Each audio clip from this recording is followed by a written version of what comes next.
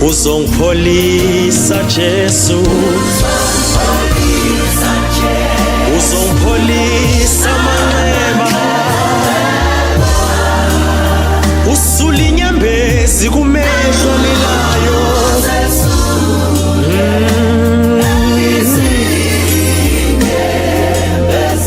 Mama uzongipholisa Nkosi yezulu-ke, uzongipholisa manxeba, wena ungumesuli wenyembezi, unguJehova. Mama lobuhlungu obungaka esibhekene nabo emhlabeni, mama wena uzowapholisa lo manxeba, mama usule inyembezi kulo mehlo alilayo. Wena unguJehova ongahlula ilutho, baba kukho konke okwenzekile sekudlulile baba, kulungile baba, sesicela ukuphola Jehova, baba pholisa la manxeba, baba sule inyembezi.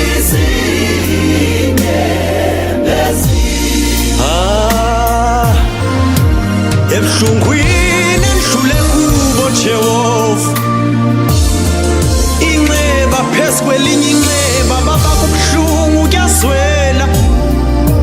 Kwinyembezi engikhalile sengilahlekelwe nezihlobo, abangani bangijikele endleleni. Baba ngithembe wena uzongipholisa Jehova, unguJehova ongajiki futhi unecebo elihle ngami.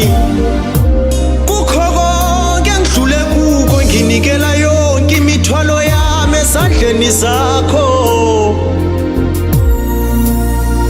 uzongipholisa Jehova, baba uzongipholisa la manxeba baba, sengizesula le nyembezi.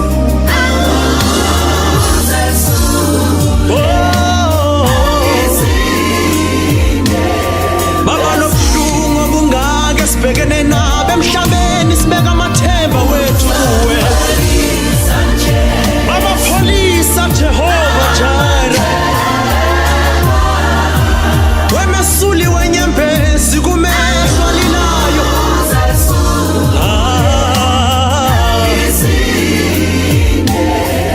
Emdaka baba sebakhulumile ngegama lakho kodwa kulungile. Nikela konke kuJehova umesuli wenyembezi, kuyo sokubamba ngesandla kusule inyembezi. Musubeka ithemba lakho komakhelwane, musubeka ithemba lakho kubangani, musubeka ithemba lakho kubantu bazokujikela ngelinye ilanga. uJehova buye namuda ngeke akujikele, kukho konke akwenzayo beka konke kuJehova, usule inyembezi. Noma sekunzima kangakanani kodwa mntaka baba khawuzama ukuthi uphole enhlizweni, noma sebengakulimaza kangakanani kodwa awuthola ukuphola enhlizweni yakho. Usule inyembezi ungajabulile